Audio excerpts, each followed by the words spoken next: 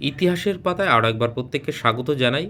Bihar estate phase 2 যেটা সেপ্টেম্বরে হওয়ার কথা ছিল, সেটা তো হয়নি। অনেকে প্রত্যাশা করছিল যে এস্টেটের যে রেজাল্ট ফেজ 1 এর সেইটা দেওয়ার পর হয়তো ফেজ 2 টা হতে পারে।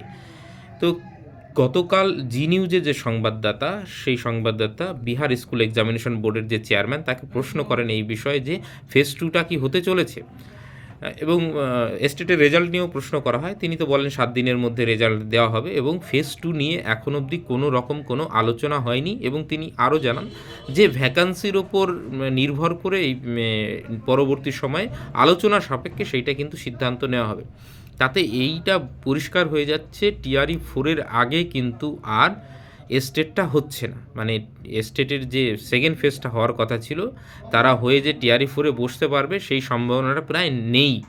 মানে কালকের যে সাক্ষাৎকার সেটা আমাদের গ্রুপেও দিয়ে দিয়েছি। আমাদের গ্রুপের সঙ্গে যুক্ত হতে চাইলে হোয়াটসঅ্যাপের যে গ্রুপ সেটার লিঙ্ক আমি কমেন্ট সেকশনে দিয়ে দিচ্ছি, সেখানে গিয়ে তোমরা দেখে নিতে পারো। তিনি কিন্তু জি নিউজের সংবাদদাতাকে পরিষ্কার জানিয়ে দিয়েছেন এই মুহূর্তে কিন্তু এস্টেট ফেজ 2 নেওয়ার কোনো রকম কোনো কথা হয়নি।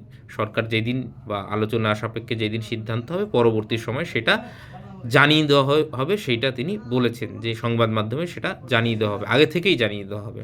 তো ফেজ 2 র জন্য যারা অপেক্ষা করছো তারা টিআরই 4 এ বসতে পারছো না, হয়তো টিআরই 5 এর জন্য আবার পুনরায় যে স্টেট হবে সেইটায় তা আমরা 5 এ বসতে পারবে। বোঝা গেল কথাটা? যারা অপেক্ষা করে আমার গ্রুপের সঙ্গে যুক্ত হয়ে আছো তাদেরকে এই বিষয়টা আমি ক্লিয়ার করে দিলাম যে টিআরই 4 এ তাদের বসার সম্ভাবনা নেই। টিআরই 5 এ যখন হবে তখন কিন্তু তার আগে স্টেট ফেজ 2 টা হবে। আপাতত সকলকে অসংখ্য ধন্যবাদ।